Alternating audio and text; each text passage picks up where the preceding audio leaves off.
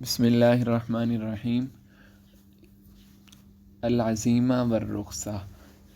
یعنی رخصت اور عزیمت۔ پہلے ہم نے جو حکم تکلیفی ہے اس کی 5 اقسام پڑھ لی تفصیل سے۔ اب اس کے بعد ہے کہ عزیمت اور رخصت کس کو کہتے ہیں۔ تو سب سے پہلا اختلاف اس میں یہی ہے کہ عزیمت آیا حکم تکلیفی کی اقسام میں آتا ہے، یعنی عزیمت اور رخصت کا جو باب ہے، یا پھر یہ حکم وضعی کی اقسام میں ہے۔ تو بعض لوگوں کی رائے ہے، یعنی بعض علماء کی، کہ یہ حکم وضعی کی اقسام ہے، لیکن جو اکثر علماء کی رائے ہے اور جو کتاب کے مصنف ہیں عبدالکریم زیدان، وہ بھی اسی بات کو ترجیح دے رہے ہیں کہ عزیمت رخصت جو ہے یہ حکم تکلیفی کی اقسام ہے۔ پھر اگر ہم اس کی ڈیفینیشن کو دیکھیں تو حکم عزیمت کی ڈیفینیشن یہ ہے کہ اسم لما طلبہ الشارع او اباحہ علی وجہ المعلوم، کہ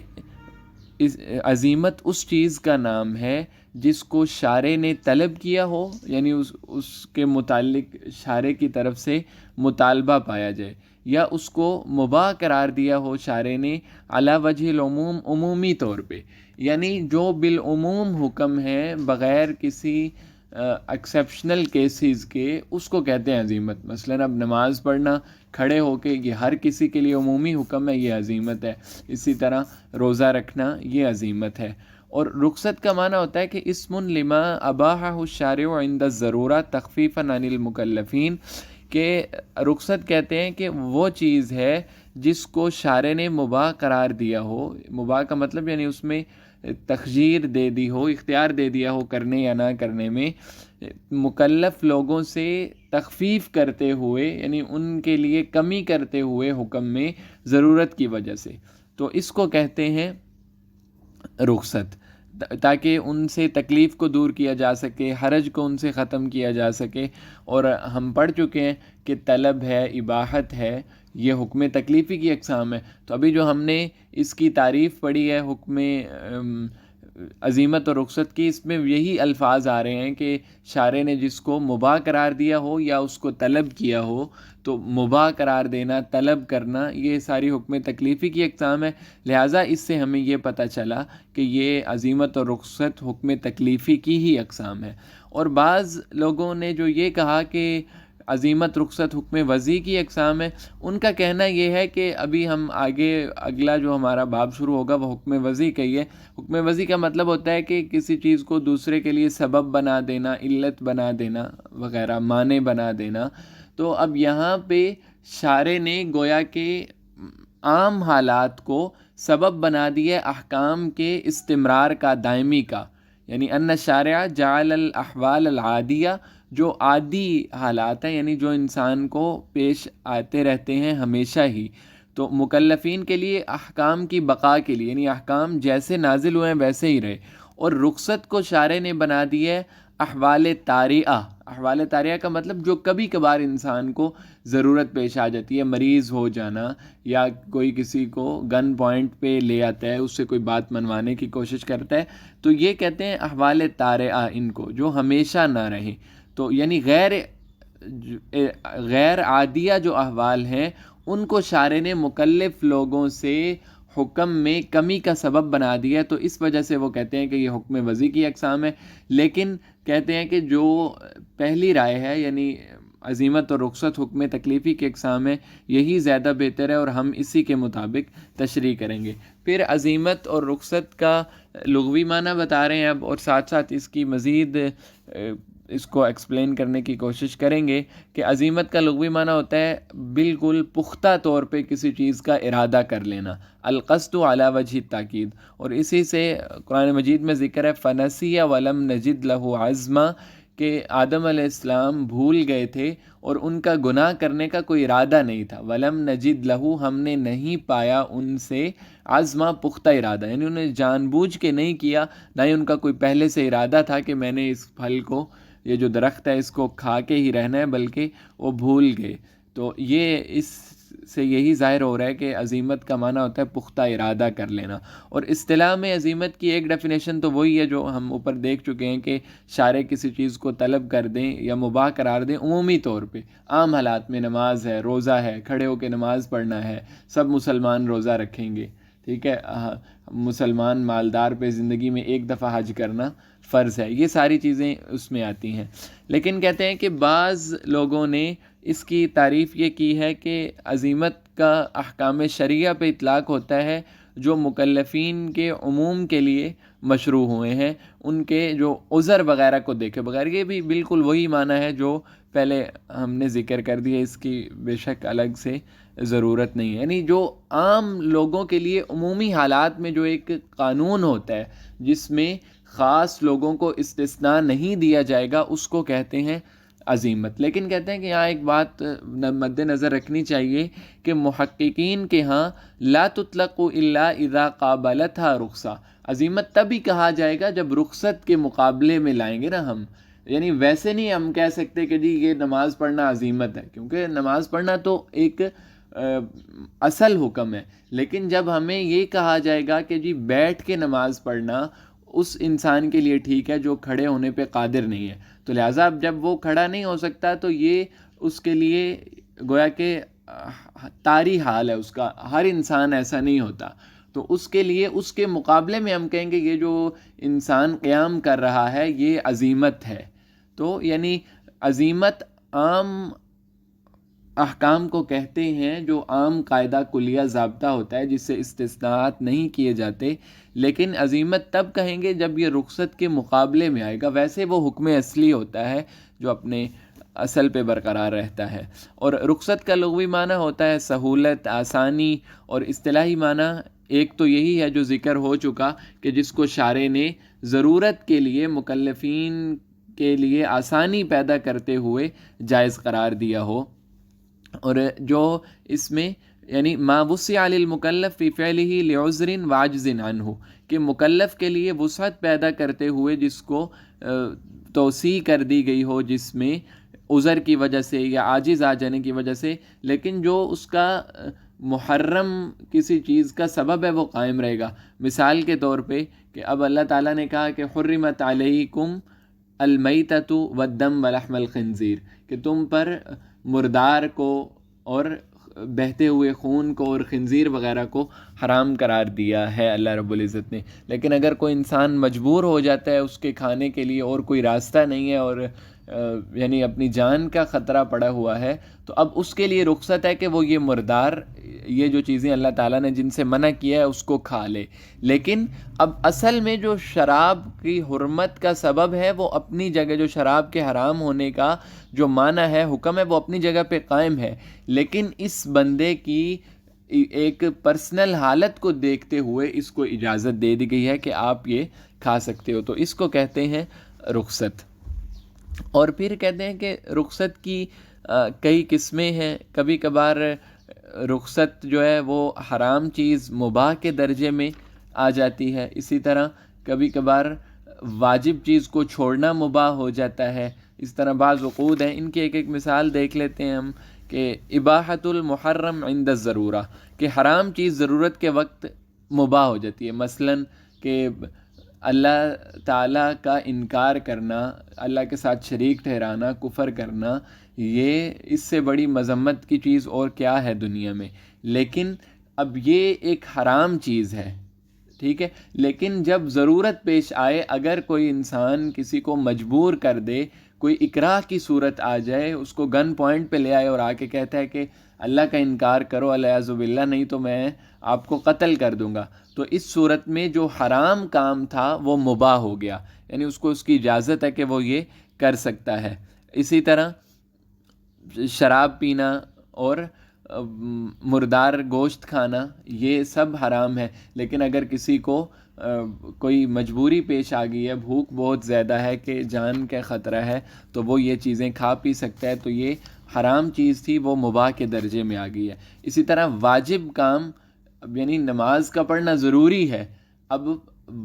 ترک واجب کا مباح ہو جانا، تو مطلب کہ اب رمضان میں روزے رکھنا ہر کسی کے لیے ضروری ہے، لیکن اگر کسی کو کوئی عذر پیش آیا، وہ مریض ہے یا سفر کرنا چاہتا ہے، تو اب جو واجب چیز تھی اس کو چھوڑنا مباح ہو گیا، وہ یہ کام کر سکتا ہے۔ اسی طرح تیسرے نمبر پہ ہے کہ تصحیح بعض العقود التي يحتاجها الناس، کہ بعض عقود کا جائز ہو جانا، صحیح ہو جانا لوگوں کی ضرورت کی وجہ سے، حالانکہ وہ اپنے اصل کے اعتبار سے جائز نہیں ہوتے۔ شریعت اسلامیہ کا ضابطہ یہ ہے کہ جو ہمارے پاس جب بھی فائنینشیل ٹرانزیکشن کا کوئی معاملہ آئے تو جانبین سے جو چیزیں ہوں گی، یعنی جو بائع اور مشتری جن چیزوں کا تبادلہ کریں گے اس میں مبیع کا موجود ہونا ضروری ہوتا ہے، بلکہ یہاں تک کہ بے قبل القبض بھی جائز نہیں ہوتی۔ یعنی اگر میرے پاس، اب آج کل امیزون وغیرہ پہ اسی طرح چلتا ہے کہ ایک چیز کو پہلے ہی اس کا ٹائٹل لگا دیا کہ میں یہ چیز بیچنا چاہتا ہوں، اور حالانکہ اس کے پاس وہ چیز ہے ہی نہیں ہے، اور وہ کرتا یوں ہے کہ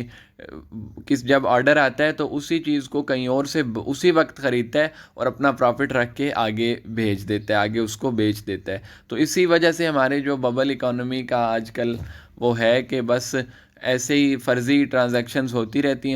ہیں، اصل میں وہ چیز موجود ہوتی ہی نہیں ہے۔ تو یہ جو بے قبل القبض ہے اس کی بھی اجازت نہیں ہوتی۔ تو یہ شریعت کہتی ہے کہ بے جب ہم کریں تو جو مبیع ہے، ہمارا جو سبجیکٹ میٹر ہے جس پہ بے ہو رہی ہے، اس کو موجود ہونا چاہیے۔ مثلا اگر میں آپ سے کہتا ہوں کہ میں آپ کو موٹر سائیکل بیچنا چاہتا ہوں تو موٹر سائیکل موجود ہو۔ تو اب یہ ہم بے سلم میں دیکھیں یا عقد استثناء میں دیکھیں تو بے سلم کا کیا مطلب ہے کہ میں نے آپ کو پیسے دے دیے کہ یار اگلی جو گندم کی فصل آئے گی نا، اس وقت آپ اپنے جو کھیت ہیں ان سے مجھے 4 ٹن گندم دے دینا۔ تو ابھی اگلا سال آئے گا، گندم لگے گی، پھر وہ ہوگا نا عقد۔ لیکن چونکہ لوگوں کو اس کی ضرورت کی وجہ سے شریعت نے اس بے کو جائز قرار دیا ہے کہ پہلے بھی یہ ہو سکتی ہے۔ اسی طرح عقد استثناء ہے۔ استثناء کا مطلب کہ کوئی چیز بنانا، ہم نے جا کے پکوان سینٹر پہ پیسے دیے کہ یار کل کو شادی ہے ہماری، تو آپ ہمیں اتنی دیگیں تیار کر کے دے دینا، حالانکہ جو چیز اس نے بیچنی ہے، جو اس نے چیز دینی ہے، وہ تو ابھی موجود ہی نہیں ہے، پتہ نہیں وہ کل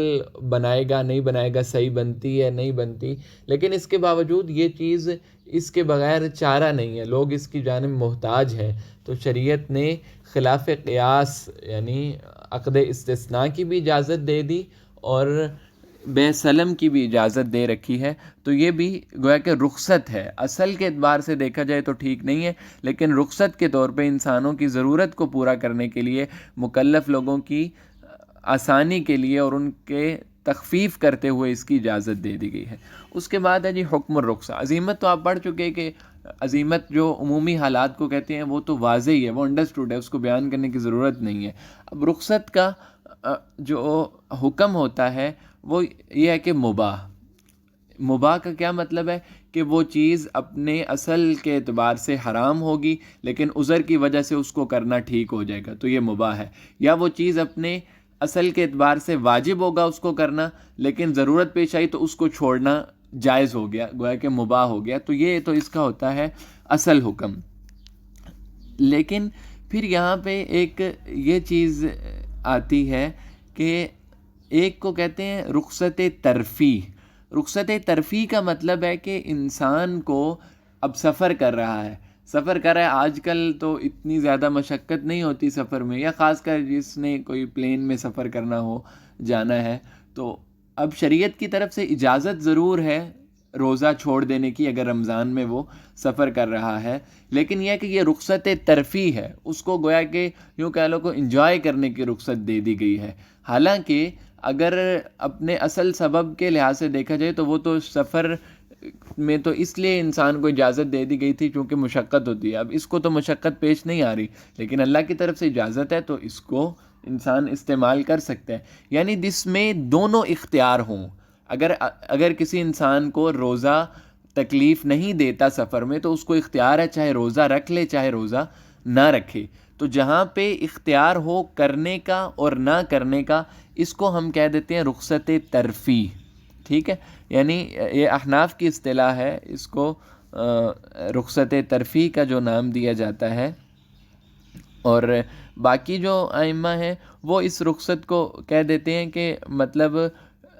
تنقل الحکم الاصلی من اللزوم الى التخییر بین الفعل والترک، یعنی جب حکم اپنے لازم ہونے کے لحاظ سے، یعنی اس کو کرنا لازم تھا یا نہ کرنا لازم تھا، جب اس پوزیشن سے نکل کے اس جگہ پہ آ جائے کہ آپ کر لو چاہے یا نہ کرو، آپ کی مرضی ہے، تو اس کو کہتے ہیں رخصت ترفیح، گویا کہ آپ کو اختیار ہے کرو یا نہ کرو۔ لیکن اگر انسان کو کوئی روزہ نقصان دے رہا ہے، بیماری اتنی زیادہ ہے اگر روزہ رکھے گا تو نقصان ہوگا، اسی طرح یا کوئی اور صورت ہے، سفر اتنا مشقت والا ہے کہ روزہ رکھے گا تو بیمار ہو جائے گا بہت سخت، یا جان جانے کا خطرہ ہے، تو پھر اس کے لیے روزہ رکھنا جائز ہی نہیں ہوتا، تو پھر اس کو آگے آئے گا، اس کو کہتے ہیں رخصت اسقاط۔ تو جہاں پہ دونوں اختیار ہوں اس کو کہتے ہیں رخصت ترفیع۔ اور اس کے بعد ایک چیز ہے کہ کبھی کبھار رخصت تو ہوتی ہے لیکن اس کے باوجود عزیمت پہ عمل کرنا زیادہ بہتر ہوتا ہے۔ اس کی مثال یہ ہے کہ ایک انسان کو گن پوائنٹ پہ کوئی بندہ کہہ رہا ہے کہ آپ اللہ تعالیٰ کا انکار کرو، اب اس کو اجازت ہے، اگر وہ چاہے تو کر لے چاہے تو نہ کرے، اصل کے اعتبار سے تو یہ کیا ہے، یہ رخصت ترفیح والی ہو جائے گی، لیکن اس میں گویا کہ وہ مکمل طور پہ اختیار نہیں ہے، کر لو پھر بھی کوئی مسئلہ نہیں، نہ کرو پھر بھی کوئی مسئلہ نہیں، بلکہ جو اس کا جو عزیمت پہ عمل کرنا بہتر ہے، تو یہ گویا کہ ایک دوسری قسم ہو گئی رخصت کی۔ اس کی مثال یہ ہے کہ کوئی کہتا ہے کہ اللہ کا انکار کرو میں آپ کو مار دوں گا وگرنہ، تو وہ کہتا ہے کہ میں نہیں انکار کرتا، تو اب یہ عزیمت پہ عمل کر رہا ہے وہ، اس لیے کہ اس میں وہ جو اپنے اور بھائیوں کو بچا رہا ہے، کل کو کوئی اور کسی کو مجبور کرنے لگے گا، وہ کہے گا یار کہ مسلمان تو اپنے عقیدے میں بڑا پختہ ہوتا ہے، یہ تو انکار ہی نہیں کرتا، مجھے فائدہ ہی نہیں ہے، تو یعنی اس سے ایک الگ جو مزید دروازے ہیں وہ بند ہوں گے۔ دوسرا یہ کہ یہ ایک طرح کا اس میں جرأت کا، بہادری کا اظہار ہے، اور اللہ کے نام کی خاطر اور اپنے عقیدے کی خاطر، تو اس میں اور کافروں کو اس بات سے مطلب یاد دہانی کرانا، اور یہ مقصود ہے کہ ہمارا دین اصلی ہے، ہم اس پہ بالکل ایمان رکھتے ہیں، تو یہ اس وجہ سے اس میں عزیمت پہ عمل کرنا بہتر ہے۔ اور اس کی دلیل کیا ہے کہ مسیلمہ کذاب جھوٹا نبی تھا، نبوت کا دعویٰ کر رکھا تھا اس نے، تو اس کے پاس 2 صحابہ چلے گئے، کسی وجہ سے قید کر لیا اس نے، تو اب ان میں سے جو ایک تھا ان کا طرز عمل کیا تھا کہ مسیلمہ نے پوچھا کہ اللہ کے نبی کے بارے میں، تو انہوں نے کہا کہ اللہ کے نبی اللہ کے رسول ہیں، یعنی آپ صلی اللہ علیہ وسلم کی بات کر رہا تھا وہ، تو اس نے پھر کہا کہ میرے بارے میں آپ کا کیا خیال ہے، تو انہوں نے کہا کہ انت ایضاً، یعنی کہ گویا کہ آپ بھی ایسے ہی ہیں، تو انہوں نے اپنی جان بچا لی، تو اس نے چھوڑ دیا، کچھ نہیں کہا۔ جو دوسرے صحابی تھے اس سے مسیلمہ نے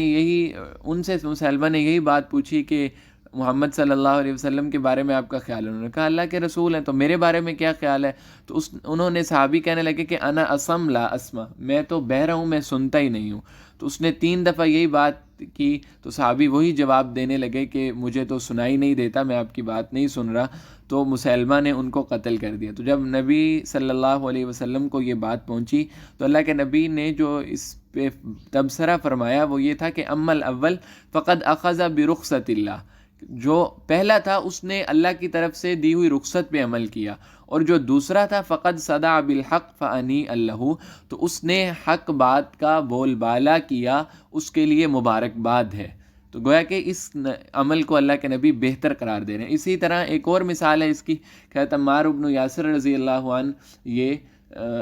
اللہ کے نبی کے بڑے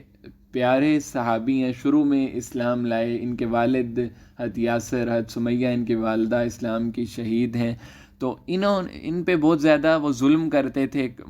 مشرکین مکہ جو تھے، تو انہوں نے مشرکین کے جو الہ تھے ان کی تعریف کی جب ان کو بہت زیادہ عذاب ہو رہا، تو جب اللہ کے نبی کے پاس آئے اور خبر دی حضرت عمار نے کہ یا رسول اللہ یہ ہوا میرے ساتھ، وہ تکلیف اتنی زیادہ دے رہے تھے کہ میں نے تنگ آ کے ان کی تعریف کی، ان کے جو جھوٹے معبود ہیں، تو اللہ کے نبی نے کہا کیف وجدت قلبک، آپ کا دل اس وقت کیا فیل کر رہا تھا، تو حضرت عمار نے کہنے لگا وہ تو بالکل مطمئن تھا، میں اللہ پہ ایمان رکھتا ہوں، تو اللہ کے نبی نے ان کو اجازت دی فإن عادوا فعد، کہ اگر وہ دوبارہ آپ کو تکلیف دے، مجبور کریں، تو آپ بھی اسی طرح کر لو، اس میں کوئی مسئلہ نہیں. تو اس کا بھی مطلب ہے، اس سے یہ پتہ چلتا ہے کہ اس کا یعنی اجازت ہے اس کی. اور اسی طرح ایک اور یہاں پہ مثال ہے کہ اللہ کے نبی نے فرمایا کہ عزیمت پہ عمل کرنا، امر بالمعروف اور نہی عن المنکر کرنا، اگرچہ یہ انسان کو قتل کی طرف ہی لے جائے تو یہ بہتر ہے. اس کی کیا وجہ ہے کہ اللہ کے نبی نے فرمایا کہ سید الشہداء حمزہ بن عبد المطلب، کہ جو شہداء کے سردار ہیں وہ تو حمزہ بن عبد المطلب ہیں، اور اس کے بعد وہ آدمی ہے جس نے جو ظالم بادشاہ تھا اس کے سامنے کلمہ حق کہا اور اس کو قتل کر دیا گیا. تو ظاہر ہے یہ فضیلت کی بات ہے کہ کسی انسان کا درجہ حضرت حمزہ کے ساتھ مل جائے. وہ کتنے مظلوم صحابی ہیں کہ ہندا نے ان کا کلیجہ چبایا تھا اور اتنی مظلومیت سے ان کو شہید کیا گیا. تو اس کا بھی مطلب ہے، اس سے بھی یہ ہمیں سمجھ میں آ رہا ہے، دلیل مل رہی ہے کہ اس پہ عزیمت پہ عمل کرنا اس صورت میں اولا ہے. اس کے بعد ہے کہ یعنی یہاں پہ ایک انہوں نے نوٹ دیا ہوا ہے وَيُلَاحَظُ هَا هُنَا کہ امر بالمعروف اور نہی عن المنکر جو ہے وہ خوف کے ڈر سے، یہ ضرورت ایک فرد کے ساتھ خاص ہے. پوری امت نہیں یہ کہہ سکتی کہ جی اگر اب ایک غلط کوئی چال چلن چل پڑا ریاستی سطح پہ، کسی غلط چیز کی ترویج ہو رہی ہے، تو ان کو پتہ ہے کہ اگر ہم بولیں گے تو سب کو ہی یہ لوگ ظلم کریں گے، پولیس آ جائے گی، یہ ہوگا. لیکن یہ جو تعلق ہے امر بالمعروف اور نہی عن المنکر کو چھوڑ دینے کا، جو رخصت ہے، جو انسان قادر نہ ہو، یہ افراد کے لحاظ سے پوری امت اگر چھوڑے گی تو یہ رخصت نہیں ہے، گناہ گار ہوگی. تاکہ کہتے ہیں جہاد کو دیکھیں، جہاد فرض کفایہ ہے، لیکن جب کسی کی زمین پہ حملہ ہو جائے تو وہ فرض عین ہو جاتا ہے، ہر کسی پہ ضروری ہو جاتا ہے. اسی طرح اس میں بھی امر بالمعروف اور نہی عن المنکر کے بھی پوری امت اس کو رخصت سمجھ کے نہیں چھوڑ سکتی. کسی خاص انسان کے لحاظ سے رخصت ہو سکتی ہے اپنی جان کو بچانے کے لیے. اور اب دو قسمیں ہم نے بنیادی طور پہ پڑھ لی. یہاں پہ تھوڑا سا اس لیے زیادہ ٹائم لگ گیا، اس کی انہوں نے دلائل دیے ہوئے ہیں کہ یہ کیسے اولا ہے کلمہ کفر نہ کہنا. تو پہلی رخصت ہم نے پڑھی رخصت ترفیع، جس میں دونوں اختیار ہیں، چاہے کرو نہ کرو. مثال اس کی کہ کسی کو روزہ نقصان نہیں دے رہا، سفر میں ہے یا تھوڑا وہ مریض ہے، تو اس کو اجازت ہے، تو رخصت ترفیع چاہے روزہ رکھے چاہے نہ رکھے. اسی طرح اس کے بعد وہ رخصت جس کی صورت میں اجازت تو ہے لیکن عزیمت پہ عمل کرنا بہتر ہے. اور اب وہ رخصت کہ جس پہ عمل کرنا واجب ہے اور دوسری جانب جائز ہی نہیں ہے. اس کی مثال جو ہے وہ ہے کہ اگر کسی انسان کو جان کے جانے کا خطرہ ہے اور وہ کہتا ہے میں پھر بھی مردار نہیں کھاؤں گا یا میں پھر بھی شراب نہیں پیوں گا، تو اس چیز کی اس کو اجازت نہیں ہے، کیونکہ جان اللہ کی امانت ہے. اللہ کی طرف سے انسان کو تو جو امانت ہوتے ہیں، جس کے پاس امانت رکھی جاتی ہے، مودع جس کو کہتے ہیں عربی میں، اس کو اختیار نہیں ہوتا اس میں تصرف کرنے کا. تو جب اللہ کی طرف سے جان دی گئی ہے تو اللہ خود کہہ رہے ہیں کہ لا تلقوا بایدیکم الی التہلکہ، اور ضرورت کے وقت کھا سکتا ہے انسان. تو جب صرف ایک ہی جانب ہو، صرف رخصت پہ عمل کرنا ضروری ہو جائے، تو تیسری قسم رخصت کی یہ ہے، اور اس کو کہتے ہیں رخصت اسقاط. ٹھیک ہے، یعنی جہاں پہ رخصت پہ عمل کرنا ضروری ہو. اس کی اور مثال اگر آپ دیکھنا چاہیں تو جو احناف کے ہاں ہے کہ سفر کے دوران اگر انسان 2 رکعتیں نماز پڑھنا ہے، اب یہ اللہ کی طرف سے رخصت ہے. وہ ایک دوسری رائے بھی اس میں ہے ایک، لیکن یہ کہ اب اس رخصت پہ عمل کرنا ضروری ہے. اگر کوئی نہیں کرتا تو گویا کہ وہ اللہ کی مہمان نوازی کا انکار کر رہا ہے، تو یہ ٹھیک نہیں ہے. تو لہٰذا یہ بھی گویا کہ رخصت اسقاط ہے. اس میں اگر کوئی کہتا ہے نہیں میرے پاس ٹائم ہے، میں آج ظہر کی بجائے نماز سفر میں ہوں تو 4 رکعتیں نہیں پڑھوں گا، 4 پڑھوں گا، 2 نہیں پڑھوں گا، تو اس پہ عمل نہیں کر سکتا، کیونکہ یہ رخصت اسقاط ہے، اس پہ عمل کرنا ضروری ہے. تو جو رخصت جس پہ عمل کرنا ضروری ہوگا وہ اسقاط ہوگی، جس میں دونوں اختیار ہوں گے وہ رخصت ترفیع ہوگی. اور جہاں پہ عمل کرنا تو ہو لیکن عزیمت اولا ہو، ایک تیسری قسم وہ ہے اس کی مثال کے کلمہ کفر کا نہ کہنا، ظالم بادشاہ کے سامنے کلمہ حق کا کہنا. یہ تیسری قسم یہ ہے.